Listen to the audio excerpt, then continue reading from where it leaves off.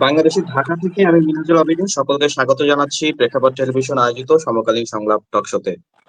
আজ আমরা কথা বলবো বাংলাদেশের সাম্প্রতিক ইতিহাসের এক গুরুত্বপূর্ণ অধ্যায় জুলাই আগস্টের গণঅভ্যুত্থান এবং তাতে নারীদের ভূমিকা এবং ভবিষ্যৎ রাজনীতিতে নারীদের অবস্থান নিয়ে।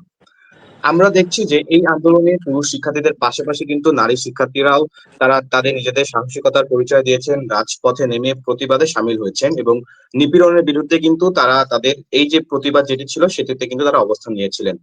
কিন্তু সময়ের প্রভাবে আমরা কিন্তু দেখতে পাচ্ছি যে আসলে তারা এই মুহূর্তে সেরকম ভাবে রাজনীতিতে দৃশ্যমান অবস্থায় নেই। আজকে আমাদের সঙ্গে অতিথি হিসেবে রয়েছেন নুসরাত জাহান জেরিন, শিক্ষার্থী, ঢাকা বিশ্ববিদ্যালয়, সদস্য, মানবাধিকার পর্যবেক্ষণ সেল, বৈষম্য বিরোধী ছাত্র আন্দোলন। এছাড়াও আমাদের সাথে উপস্থিত রয়েছেন সুমাইয়া বিনতে সাইদ, সদস্য, সাংস্কৃতিক সেল, বৈষম্য বিরোধী ছাত্র আন্দোলন। আপনাদের দুজনকেই প্রথমে মাহে রমজানের শুভেচ্ছা জানিয়ে আজকে আমরা আমাদের টক শোটি শুরু করছি। আমি শুরুতেই নুসরাত জাহান জেরিন আপু আপনার কাছে আসতে চাই। আমার প্রথম প্রশ্নটি হচ্ছে যে এই যে জুলাই আগস্টে যে আন্দোলন হয়েছে এবং সেখানে আসলে নারী শিক্ষার্থীদের এমন কোন অবদানটা যেটা আপনার কাছে মনে হয়েছে যে যদি নারী শিক্ষার্থীরা এই অবদানটি না করতো তাহলে এই যে গণ অভ্যুত্থান যেটি আসলে 5 আগস্টে হয়েছে সেটি হওয়াটা কষ্টসাধ্য ব্যাপার ছিল।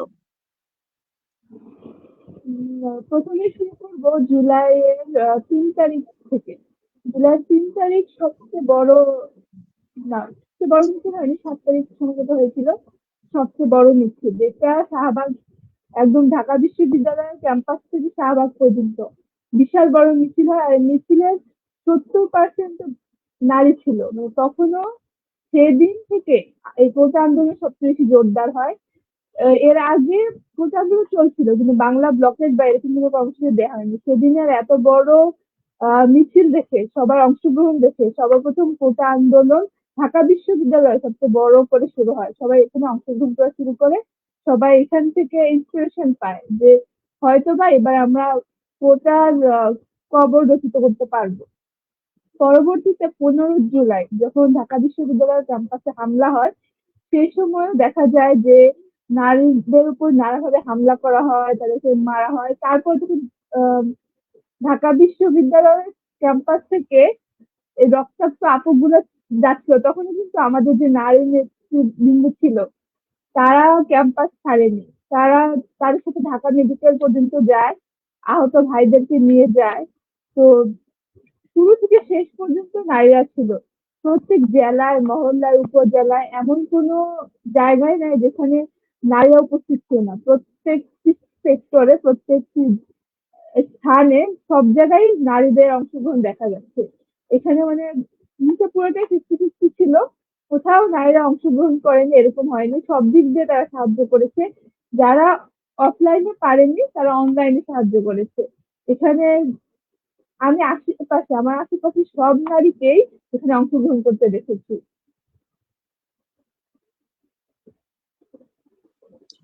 জি, অসংখ্য ধন্যবাদ জৈন আপু আপনাকে। এবারে আমি সুমাইয়া বিনতে সাইদ আহ, আপু আপনার কাছে আসতে চাই। সুমাইয়া বিনতে সাইদ আপু আপনার কাছে আসতে চাই, সেটা হচ্ছে যে আপনি নিজ চোখে এই যে জুলাই আগস্টে যে আসলে আন্দোলন যেটি হয়েছে সেখানে আসলে নারী শিক্ষার্থীদের নেতৃত্বের জায়গাটি থেকে আসলে কেমন দেখেছেন বা নারী শিক্ষার্থীরা কিভাবে আসলে নেতৃত্ব দিয়েছে এই জুলাই আগস্টের আন্দোলনে।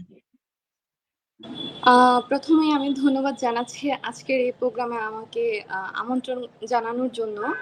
আর আমি একটু আগে একটু ক্ষমা চেয়ে নিচ্ছি আমার একটু লেট করে জয়েন হওয়ার কারণে।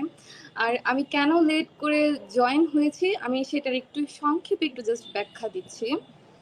তো আমরা যখন একটা মিটিংয়ে ছিলাম আজকে উপদেষ্টা মহোদয় শারমিন মুর্শেদা আপার সাথে, তো সেই জায়গায় স্পটে বসে আমরা একটা নিউজ পেলাম যে একটা মব হচ্ছে আপনার ধানমন্ডি আড়ংয়ের পিছনে। তো আমরা ইমিডিয়েটলি 3টা টিম সেখানে ছুটে যাই। গিয়ে দেখলাম যে হচ্ছে আপনার একটা মেয়ে, আহ, সে হচ্ছে জাহাঙ্গীরনগর বিশ্ববিদ্যালয়ে পড়াশোনা করছে। তো সে আচ্ছা ওটা হচ্ছে ওর ব্যক্তিগত ইস্যু, সে স্মোক করেছে বা তো এটার জন্য ওর চুলের মুঠি ধরে মারা শুরু করে এলাকার মানুষজন। তো সেটার জন্যই হচ্ছে যে আমরা আজকে ওইখানে গিয়েছি। যে মবগুলো এখন জুলাইয়ের পরবর্তীতে যে মবগুলো আমরা দেখতে পাচ্ছি, মেয়েদের গায়ে হাত দেয়া থেকে শুরু করে কোনো কিছু একটা ছোটখাটো ইস্যু নিয়ে হলেই হচ্ছে যে মব শুরু করছি আমরা। তো এটা এই এই সমাধানটা করার জন্য আমরা মূলত ওইখানে গিয়েছিলাম। তার জন্য আমার একটু আসলে আসতে লেট হয়েছে। তো ধন্যবাদ, আপনার কোশ্চেনটার আমি উত্তর দিচ্ছি। আমরা যখন দেখেছি আমাদের ভাইয়েরা রাস্তায় মার খাচ্ছে, তখন কিন্তু ঠিক নারীরা সামনে এসে, ওরা কিন্তু পিছনে ছিল না, ওরা কিন্তু মিছিলের পিছনে ছিল না, ওরা ছিল সামনে। সামনে থেকে আন্দোলনের নেতৃত্ব দিয়েছে। তারা কিন্তু সবকিছুর বাধা উপেক্ষা করেছে। তো যেদিন ইয়াতে টিএসসিতে 14ই জুলাই, আচ্ছা আপুটার নাম ভুলে গিয়েছি, ওই আপুর রক্তাক্ত ছবি দেখেই কিন্তু মূলত পুরো বাংলাদেশের মানুষজন কেঁপে উঠেছিল যে না, আমাদের বোনদের গায়ে হাত দেয়া হয়েছে। প্রত্যেকটা জি জি ক্ষেত্রে আপু, ওটা আমরা দেখেছি। সম্ভবত 15 জুলাই ছিল। আপু ওটা হ্যাঁ আমরা যে 15, ছবিগুলো দেখেছিলাম ওটা 15 জুলাই ছিল। হ্যাঁ 15ই জুলাই ছিল। তো আহ, তো আমরা সেখান থেকে কিন্তু হচ্ছে শুরু করেছে। আমরা মেয়েরা কিন্তু সবসময় ব্যানারের সামনে থেকেছি আর আন্দোলনের নেতৃত্বের জায়গা থেকে, কিন্তু তখন আমরা কোনো আপোষ করিনি। আপোষ ছাড়াই আমরা কিন্তু ব্যানারের সামনে গিয়ে আমরা দাঁড়িয়েছি যেন আমাদের ভাইদেরকে আমরা প্রোটেক্ট করতে পারি। তখন কিন্তু কোনো শ্রেণী বৈষম্য ছিল না যে কে ছেলে কে পুরুষ, কে মেয়ে। আমরা এগুলো তখন আমরা চিন্তাও করি নাই যে আসলে আমাদের কোথায় দাঁড়াতে হবে। তো সেই জায়গা থেকে আমি মনে করি যে জুলাইয়ের পরবর্তী সময়ে একটু চিত্রটা আমরা ব্যতিক্রম দেখতে পাচ্ছি।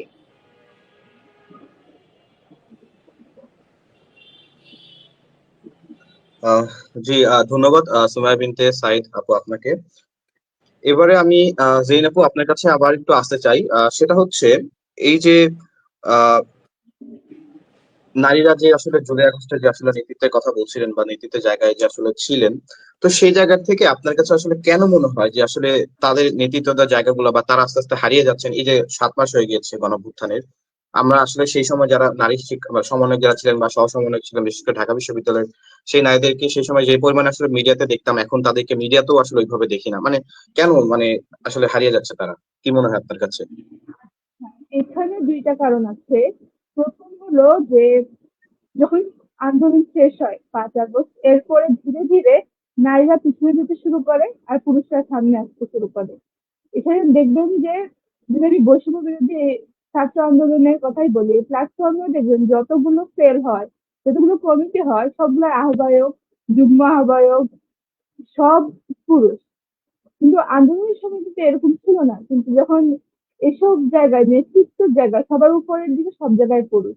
যদি নারীদের দেওয়া হয় একদম মুখপাত্র বা একদম জাস্ট দেওয়ার জন্য দেয়া, এরকম মানে পদ দেয়া হয়। এখানে তো দেখা যাচ্ছে। তো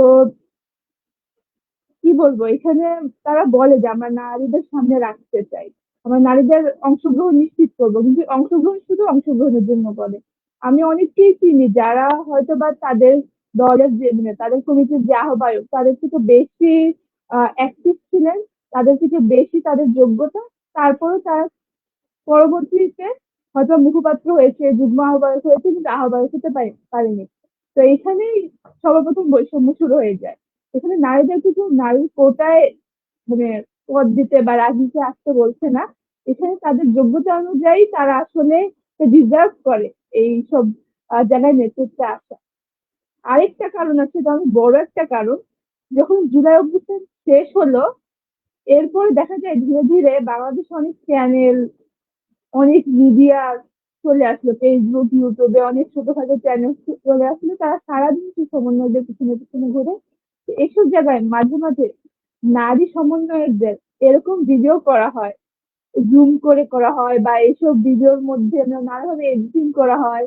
আম, এগুলোতে এরকম ভাবে মুখরোচক ক্যাপশন লাগানো হয় যেগুলা দেখে আসলে আম, যে কেউ সামনে আসতে ভয় পায় যে ভাইরাল একজন সমন্বয়ক।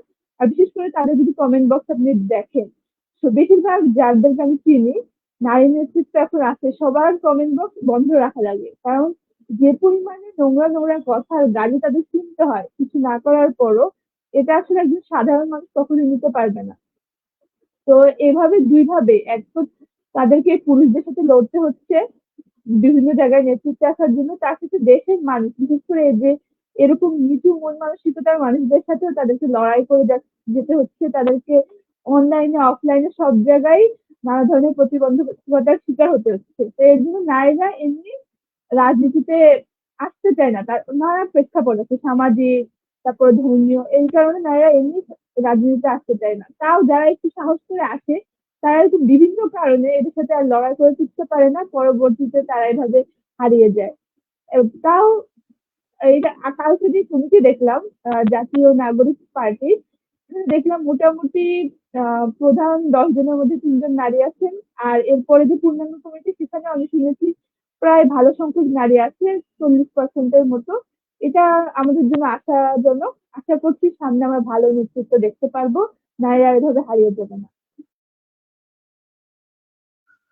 আপনাকে অসংখ্য ধন্যবাদ। আপনার কথায় দুইটা বিষয় উঠে এসেছে এবং এই দুইটা বিষয় নিয়ে আমি আসলে প্রশ্ন রেডি করে রেখেছিলাম। একটা হচ্ছে যে এই যে পুরুষতান্ত্রিক যে সমাজ ব্যবস্থা, যে সেখানে আসলে তারা নারীদেরকে নিজেদের সামনে থেকে আসলে নেতৃত্ব দিবে এটা তারা মানতে পারেন না। আরেকটা হচ্ছে মিডিয়া হ্যারাসমেন্টের যে কথাটি আপনি বলছিলেন, যে আসলে আন্দোলন যখন সফল হলো, এরপরে যারা আসলে নারী সমন্বয়ক বা সহ সমন্বয়ক ছিলেন, তাদের বিভিন্ন ধরনের ভিডিও গুলো আসলে হলুদ সাংবাদিক বা হলুদ চ্যানেল যেগুলো রয়েছে, সাংবাদিক চ্যানেল বলবো না সেগুলোকে, তারা আসলে এই ভিডিওগুলো আসলে বেশি বেশি রিলস আকারে ছাড়তে লাগলো, বিভিন্ন ধরনের ক্যাপশন দিয়ে, এবং কমেন্টেও আজে বাজে কথা আসে। তো এই যে মিডিয়া হ্যারাসমেন্ট, সুমিয়া বিনতে সাইদ, আপু, আপনাকে এই বিষয়টা নিয়ে আসলে প্রশ্ন করতে যাচ্ছি। সেটা হচ্ছে যে মিডিয়া হ্যারাসমেন্টের যে আসলে বিষয়টা, এটা কি মানে এটা তো অবশ্যই নারীদেরকে আসলে এক একরকম আসলে হ্যারাসমেন্টের শিকার হতে হচ্ছে। তো এই জায়গাটায় আপনি কি মনে করেন যে এগুলো আসলে পরিকল্পনা মাফিক আসলে করা হচ্ছে, বা আসলে জুলাই আগস্ট আন্দোলন পর থেকে এখন পর্যন্ত আসলে করা হচ্ছে, যেন নারীরা যেন, যারা আসলে নেতৃত্বের জায়গায় ছিলেন বা যারা এই ভূমিকা রেখেছিলেন গুরুত্বপূর্ণ, তারা যেন সামনে না আসতে পারে, তারা যেন আবার পিছিয়ে চলে যায়?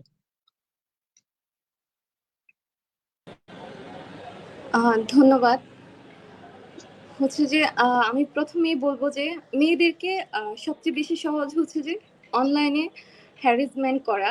এটা আমরা খুব সহজে করতে পারি। কারণ হচ্ছে তখন একটা মেয়ের মনোবল নষ্ট হয়ে যায় অটোমেটিকলি, যখন আমাকে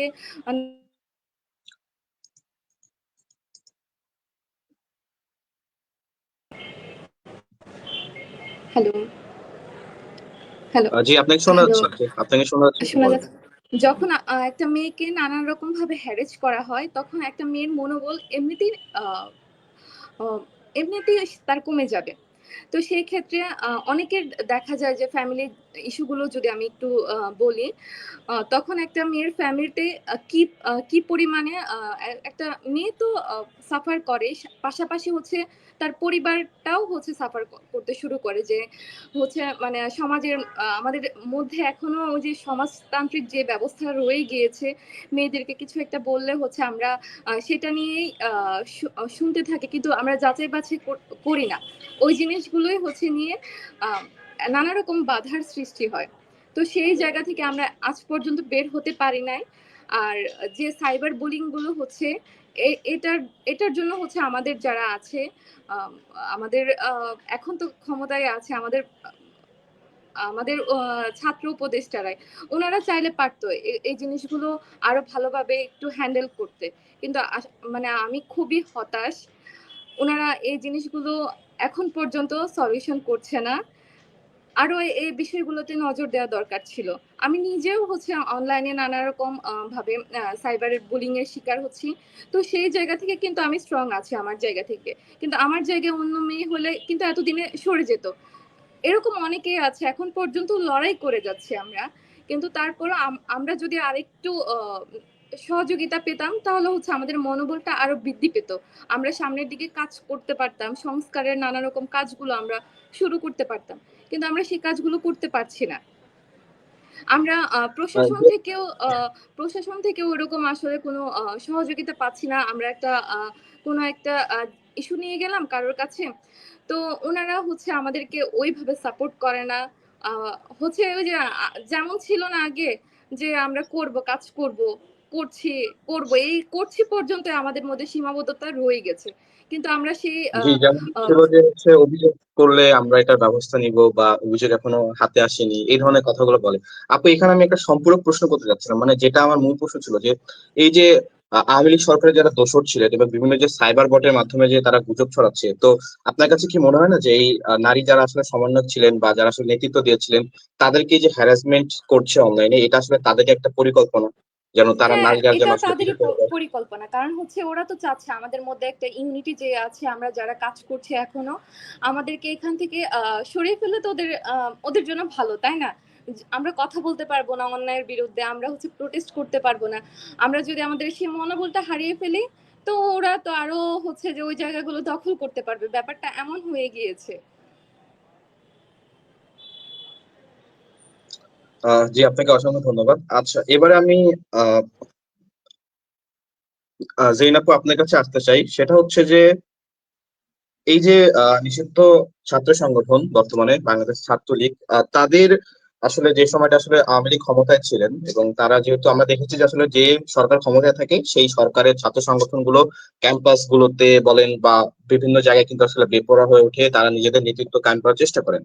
সে জায়গা থেকে আমি ইডেনের একটা ঘটনা উল্লেখ করছি, যেমন 2022 সালের ঘটনা, যে সেই সময় একজন নারী শিক্ষার্থীকে আসলে হেনস্থা করার ঘটনা এসেছিল, এবং সেই সময় ইভা নামে একজন ছাত্রলীগ কর্মী কিন্তু আসলে কথা উঠে আসছিলেন।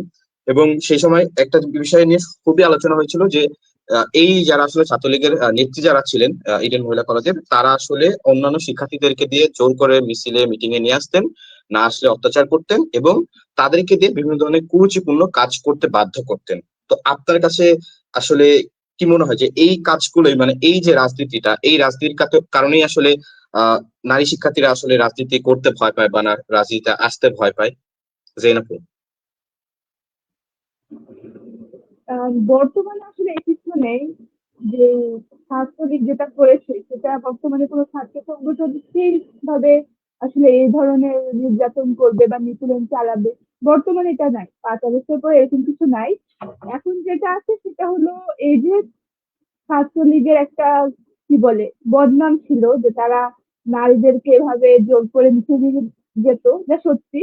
নানা ধরনের অনৈতিক কাজ করতো, এটাও আমরা শুনেছি, কিন্তু এর কোনো প্রমাণ পাইনি কখনো। যাই হোক, এরকম শুনেছি আমরা। তো এই যে নারীদের নারী নেত্রী যারা আছে তাদের যে একটা বদনাম হলো, সেটা চারিত্রিক দিক থেকে হোক, যে দিক থেকে হোক, এখন এর জন্য রাজনীতিতে যে নারীরা আসে তাদেরকে নানা ধরনের সামাজিক কি বলে অবস্থার মধ্যে দিয়ে আসতে হয়, নানা ধরনের সমস্যার মোকাবেলা করতে হয়। মানুষের মানুষ বাঁকা চোখে তাকায় যারা রাজনীতিতে আসে না।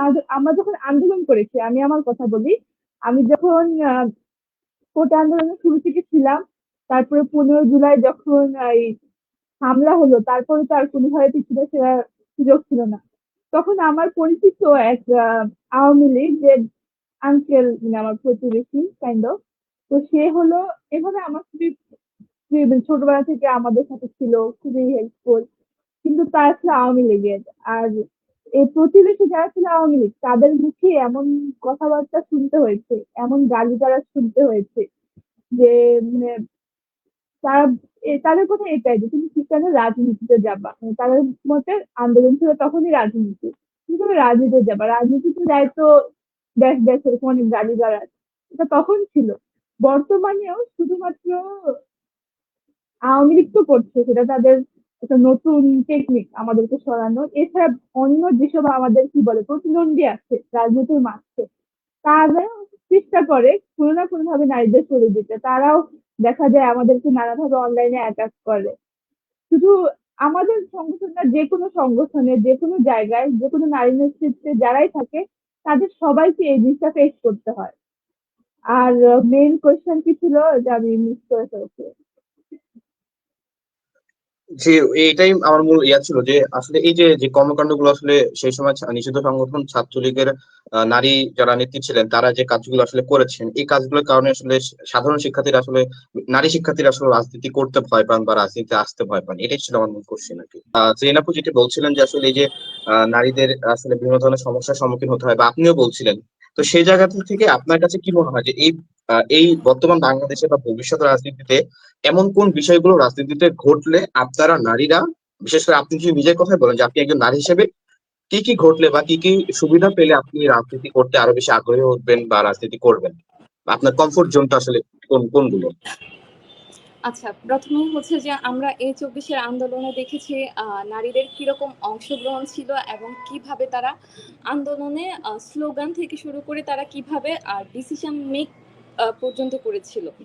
তো সেই জায়গা থেকে আমাদের নারীদেরকে যেন রাজনীতির কোনো টোকেন হিসেবে ব্যবহার না করে যেন ডিসিশন মেক করার মতো জায়গা আমাদেরকে রাখা হোক, তাহলে হচ্ছে যে আমরা সেই জায়গাটা আমরা কমফোর্ট ফিল করব। কিন্তু আমাদেরকে শুধু জাস্ট হচ্ছে পদে বসিয়ে জাস্ট আমাদের ওই জায়গায় ওদের কথা মতো আমাদের চলতে হবে, বা ওই জিনিসটা যদি রয়ে যায়, তাহলে হচ্ছে যে আমাদের যে পুরাতন ধারার যে রাজনীতিটা আছে, তো সেটাই আবার ফিরে আসবে। তো আমি সেই জায়গা থেকে আশা করব যে ভবিষ্যতে যারা আমাদের মতো যারা তরুণ প্রজন্ম আছে, যারা রাজনীতিতে আসতে চায়, তারা অবশ্যই হচ্ছে যে একটা জায়গা চায় যেখানে সে কথা বলতে পারবে, সে তার নিজের চিন্তাধারাগুলো দিয়ে কাজ করতে পারবে। তো আমরা যদি সেই জায়গাগুলোতে কাজ করতে না পারি, কথা বলতে না পারি, ডিসিশন মেক করতে না পারি, তাহলে তো হচ্ছে আমাদের সেই রাজনীতি করে লাভ নেই। পয়েন্টের যে আপনি কয়েকটা পয়েন্ট নিয়ে কথা বলেছেন এবং জেনাপু যেটা বলছিলেন যে আসলে বলা হয় যে নারীদেরকে কমিটি গুলোতে আসলে নেতৃত্ব জায়গাগুলোতে আসলে রাখা হবে, বা নারীরা যেহেতু অনেক সময় নেতৃত্ব দেন, বা আমরা দেখি যে আসলে কমিটি গুলোতে কিন্তু আসলে সেরকম হয় না। আহ্বায়ক বা যুগ্ম আহ্বায়ক বা নেতৃত্ব জায়গায় যে পদগুলো রয়েছে সেখানে আসলে একজন পুরুষই থাকেন। এবং এই যে পুরুষতান্ত্রিক যে সমাজ, আমি আপনাদেরকে একটা বিষয় নিয়ে বলছি, সেটা হচ্ছে যে 2013 সালে একটি আর্টিকেল সেখানে প্রকাশ করা হয়, এবং আমাদের যে স্থানীয় যে সরকার নির্বাচন যেগুলো হয় আর কি, সেখানে আপনার চেয়ারম্যান, এরপরে মেম্বার যে জায়গাগুলোতে হয়, এবং সেই জায়গাগুলোতে থেকে যে জিনিসটা উঠে এসেছে সেটা হচ্ছে যে পুরুষরা কখনোই চায় না যে নারীরা তাদের সামনে গিয়ে নেতৃত্ব দিক বা নারীরা তাদেরকে কোনো কিছু করার আদেশ দিক। এবং আমরা যদি দেখি যে আহ, গত মানে আমাদের এই মুক্তিযুদ্ধের পর থেকে গত 52 বছরে আমরা দ্বিতীয় এবং তৃতীয় সর্বোচ্চ যে পদ রয়েছে আপনার হচ্ছে প্রধানমন্ত্রী এবং স্পিকার, সেখানে নারী নেতৃত্ব দেখেছি, বাট রাষ্ট্রপতিতে কিন্তু এখন পর্যন্ত কোনো নারী যায়নি। আবার আমাদের হচ্ছে সংসদে আপনার 50টির মতো সিট কিন্তু নারীদের জন্য সংরক্ষিত ছিল, যেন তারা আগ্রহী হয়ে ওঠে। তো সেই জায়গাটি থেকে আমরা কিন্তু এই যে যে গত 15 বছর তো একজন নারী তো আমাদের হচ্ছে প্রধানমন্ত্রী ছিলেন। তো আপনার কাছে কি মনে হয় যে এই যে নারীরা একজন প্রধানমন্ত্রী থেকেও আসলে কেন আসলে নারীদের অধিকার বা নারীদের এই যে রাজনীতি সচেতন বিষয়টা বা নারীদের যে মূল যে অধিকারটা আসলে তারা তাদের মতো করে আসলে বাঁচবে বা তাদের মতো করে রাজনীতি করবে, এই জিনিসগুলো আসলে ঘটেনি কেন? বা আপনার কাছে কি মনে হয় যে এইটা আসলে just তাদের একটা রাজনৈতিক একটা এজেন্ডা ছিল যে বলবে শুধুমাত্র যে নারীদেরকে নেতৃত্ব দিব, নারীদেরকে ক্ষমতায়ন দিব বা কিছু করবো না? জৈনাপুর। আচ্ছা, এখানে প্রথমে আমিও দেখেছিলাম এরকম প্রতিবেদন। এখানে এটা কিন্তু দেখা যাচ্ছে যে স্থানীয় নির্বাচনে বেশিরভাগ পদ পুরুষরা পায়। আর তখন ছিল আওয়ামী লীগ, তো আওয়ামী লীগ নিজেদের মধ্যে এই পদ ভাগাভাগি করে নিত। মানে স্থায়ী নির্বাচনে তারাই জিতবে। দেখা যায় যদি কোনো কারণে কোনো পুরুষ না জিততে পারে বা কোনো কারণে না দাঁড়াতে পারে, সেই আওয়ামী লীগ নেতার ওয়াইফ না হলে মেয়ে সেখানে দাঁড়ায়। তারা দাঁড়ানোর পরে দেখা যায় তারা কাজ করে না, তাদের পেছনে সেই তাদের পুরুষই থাকে। এটা স্থানীয় নির্বাচনেও দেখা গেছে। আর জাতীয় নির্বাচনে তো 50টি সিট ছিল, ওই 50টি সিট থেকেই ছিল নারী আসতো, আর বাকি যে 300 সেখান থেকে 3 জন 5 জন হয়তো বা জিতে। তো এটা সবসময় এরকম ছিল এই দেশে যে নারীরা কখনোই সামনে আসতে পারবে না। আপনি যে বলেছেন যে আমাদের সর্বোচ্চ পদ প্রধানমন্ত্রী, সেখানেও দেখা গেছে যে নারী এসেছে, কিন্তু নারী কিভাবে এসেছে? নিজেদের নিজের যোগ্যতা বলে কোনো নারী আসতে পারেনি। একজন এসেছে, তার বাবা এদেশের প্রধানমন্ত্রী রাষ্ট্রপতি ছিল, তার একটা জনপ্রিয়তা ছিল, সেটা ব্যবহার করে একটু আসতে পেরেছে।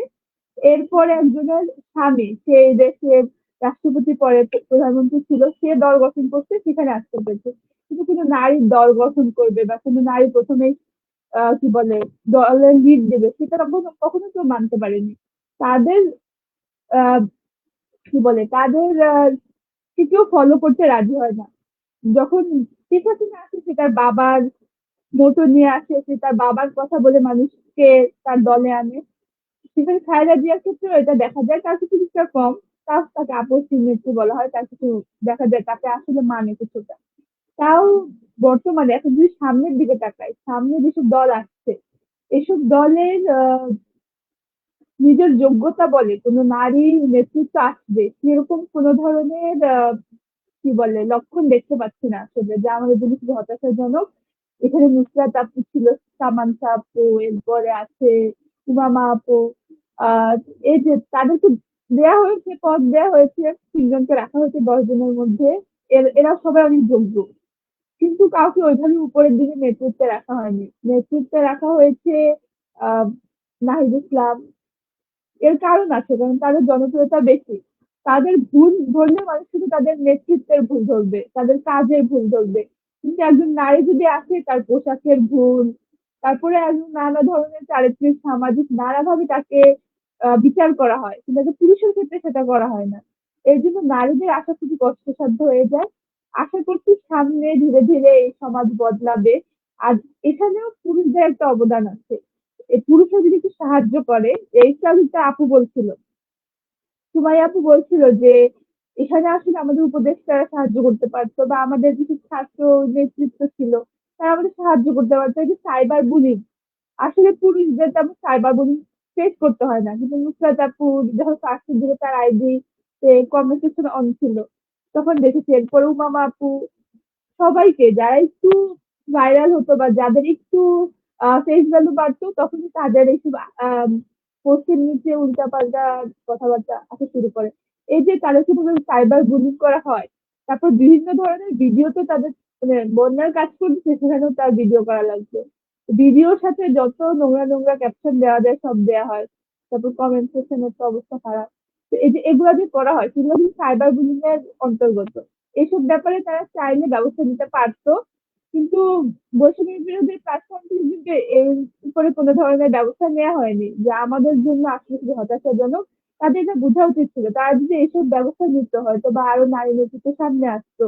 কারণ এইরকম জিনিস ফেস করে টিকে থাকা খুবই কষ্ট। তো যারা এখনো টিকে আছে, আমাদের বিশেষ করে উপরের দিকে যে আপুরা এখনো নাগরিক পার্টিতে, জাতীয় নাগরিক পার্টিতে জয়েন করেছে, তাদের মনোবল অনেক বেশি। এই জন্য তারা এখনো টিকে আছে, কিন্তু একজন সাধারণ মেয়ে কখনোই এত সহজে টিকে থাকতে পারে না। বেশিরভাগই সাধারণ মানুষের মনোবল এত কঠিন হয় না। তো আশা করি এই ক্ষেত্রে নারীদেরকে আর একটু কম সমস্যা ফেস করতে হবে, যাতে তারা সহজে পুরুষদের মতো নেতৃত্বের জায়গায় যেতে পারে। জি জেন আপু, আপনাকে অসংখ্য ধন্যবাদ। আমি সর্বশেষ আপনাদের দুজনকে একটি মাত্র প্রশ্ন করবো এবং আপনারা শুধু একটা কারণ বলবেন যে আসলে এটা কি আসলে করা উচিত কিনা। আমি প্রথমে সুমাইয়া বিনতে সাইদ আপু আপনাকে প্রশ্নটা করছি। সেটা হচ্ছে, এই যে নারীদের আসলে বৈষম্য বা এই যে পুরুষতান্ত্রিক সমাজে নারীরা সুযোগ সুবিধা ভালো মতো পায় না বা অগ্রাধিকার ক্ষেত্রে থাকে না বা নেতৃত্ব জায়গায় তাদেরকে দেওয়া হয় না, আপনার কাছে কি মনে হয় কিনা যে আসলে নারীদের এককভাবে শুধুমাত্র নারীদেরকে নিয়ে একটি রাজনৈতিক দল গঠন করা বাংলাদেশে খুবই গুরুত্বপূর্ণ? যদি হ্যাঁ হয়ে থাকে শুধু একটি কারণ বলবেন, এবং না হলেও একটা কারণ বলবেন। না, আমি ব্যক্তিগতভাবে মনে করছি না যে এককভাবে কোনো রাজনৈতিক দল খোলা উচিত। কারণ আমরা জানি একটা হচ্ছে যে একটা জায়গা আহ, দুইজন মানুষকে দরকার, নারী এবং পুরুষ দুইজনই হচ্ছে যে একে অপরের উপর ডিপেন্ডেন্ট। তো সেই জায়গা থেকে আহ, আলাদা করে রাজনৈতিক দল খোলার কোনো প্রয়োজন আমি আমি মনে করছি না যে দরকার আছে। আচ্ছা, জেন আপু, আপনাকেও একই প্রশ্ন। আপনি কি সুমাইয়া আপুর থেকে কোনো ভিন্ন কোনো উত্তর দিবেন কিনা? আমি মনে করি না যে এরকম আলাদা কোনো রাজনৈতিক দল গঠন করার প্রয়োজন রয়েছে। কারণ এরকম আলাদা রাজনৈতিক দল কখনো ফাংশন করবে না, এটা শুধু বিভেদ বাড়াবে, একতা নষ্ট করবে। এরকম দল এমনি নানা ধরনের বিভেদ সমাজে অলরেডি চলছে, কিন্তু রাজনৈতিক দলের মধ্যে বিভিন্ন ধরনের আয়োজনের যে পার্থক্য হচ্ছে, এর মধ্যে যদি আপনি জেন্ডার নিয়ে আসেন, তখন দেখা যাবে এমনি নারী পুরুষের মধ্যে যে আছে, তখন সেটা আরো বাড়বে। তো এইভাবে কখনো এককভাবে এটা হবে না, এটা কখনো ইনক্লুসিভ হবে না। কখনো শুধুমাত্র নারী বা শুধুমাত্র পুরুষ নিয়ে কোনো দল করলে সেটা ইনক্লুসিভ হবে না। তো এরকম দল আসলে যদি প্র্যাকটিক্যালি ভাবা যায়, কখনো কাজই করবে না। আচ্ছা, আপনাদের আমাদের জেনাপুর জুলাইয়ের পরে এবং আসলে আমি একটু অ্যাড জি করতে জি চাই। আমাদের জুলাইয়ের পরে আসলে আমাদের মেয়েরা যারা ছিল আন্দোলনের শুরু থেকে, তো তাদের মধ্যে একটা আকাঙ্ক্ষা তৈরি হয়েছিল যে তারা একসাথে কাজ করবে। কিন্তু সেই আকাঙ্ক্ষার জায়গাটা আসলে মানে দিন দিন মনে হচ্ছে কমে যাচ্ছে। মেয়েরা পিছিয়ে যাচ্ছে। তো সেই জায়গা থেকে যারা দায়িত্ববান জায়গায় আছে তারা যারা নেতৃত্ব দিয়েছে সেখান থেকে যেন আরো অনেক নারীদেরকে আমরা যেন উঠিয়ে আনতে পারি, সে কাজটা যেন ওরা করে। এটাই হচ্ছে আমার প্রত্যাশা। আহ, নতুন রাজনৈতিক ওকে। দলের কাছেও সেই জিনিসটা প্রত্যাশা, এবং হচ্ছে যারা আছে তাদের কাছেও আমার প্রত্যাশা এটাই। আচ্ছা, নুসরাত জাহান জেন আপু এবং সুমাইয়া বিনতে সাইদ আপু, আপনাদের দুজনকে অসংখ্য ধন্যবাদ যে আপনারা আজকে আমাদেরকে গুরুত্বপূর্ণ সময় দিয়েছেন। সুপ্রিয় দর্শক মন্ডলী, আমরা এই মুহূর্তে আমাদের যে লাইভটি আমরা সেটি সম্পূর্ণ করছি। আল্লাহ হাফেজ।